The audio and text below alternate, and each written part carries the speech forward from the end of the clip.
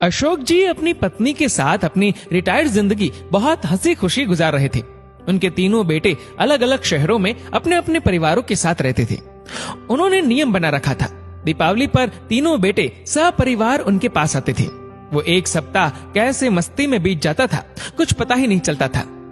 कैसे क्या हुआ, उनकी खुशियों को तो मानो जैसे किसी की नजर ही लग गई। अचानक शीला जी को दिल का दौरा पड़ा। एक झटके में उनकी सारी खुशियां बिखर गई। तीनों बेटे दुखद समाचार पाकर दौड़े आए। उनके सब क्रियाकर्म के बाद शाम को सब एकत्रित हो गए। बड़ी बहू ने बात उठाई, बाबूजी, अब आप यहाँ अकेले कैसे रह पाएंगे? आप हमारे साथ चलिए। नहीं बहू, अभी यहीं रहने दो, यहाँ अपनापन लगता है, बहुत सी यादें। कुछ कहते कहते वो चुप से हो गए। बड़ा पोता कुछ बोलने को हुआ, उन्होंने हाथ के इशारे से उसे चुप करा दिया। बच्चों, अब तुम लोगों की माँ हम सबको छोड़कर जा चुकी है। उसकी कुछ चीजें हैं, वो तुम लोग आपस में बांट लो। मुझसे अब उनकी साथ संभाल नहीं हो पाएगी।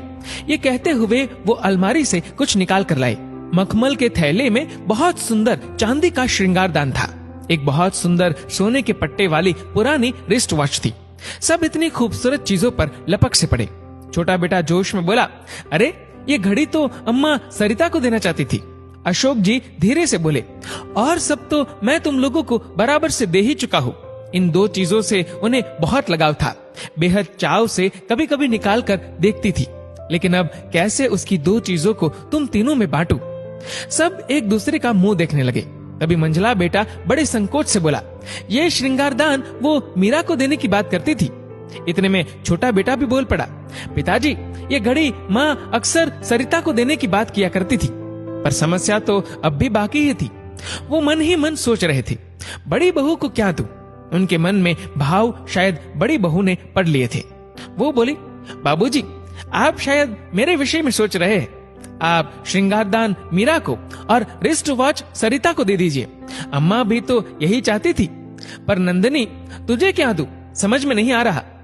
आपके पास एक और अनमोल चीज है, और वो अम्मा जी मुझे ही देना चाहती थी। सबके मुंह हैरानी से खुले के खुले रह गए। दोनों बहुएं तो बहुत हैरान परेशान हो गई। सब सोचने लगे, अब कौन सा पिटारा खुलेगा। सबकी हैरानी और परेशानी को भांपकर बड़ी बहू मुस्कुराकर बोली, वो सबसे अनमोल तो आप स्वयं है बाबूजी।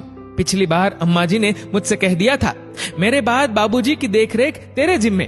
बस अब आप उनकी इच्छा का पालन करें और हमारे साथ चले। पेड़ बूढ़ा ही सही, आंगन में रहने दो, फल न सही छांव तो अवश्य देगा। ठीक उसी प्रकार माँ बाप बूढ़े ही सही, घर में ही रहने दो। दौलत तो नहीं कमा सकते, लेकिन अपने बच्चों को संस्कार अवश्य देंगे। दोस्तों, इस वीडियो को लेकर आपकी क्या राय है, नीचे कमेंट करके जरूर बताएगा। और अगर आपको वीडियो अच्छा लगा हो तो वीडियो को लाइक करेगा, शेयर करेगा ज्यादा से ज्यादा लोगों तक। और ऐसे ही और भी इंस्पिरेशनल वीडियोस के लिए सब्सक्राइब करें हमारे यूट्यूब चैनल को और फेसबुक पर फॉलो करें हमारे पेज को।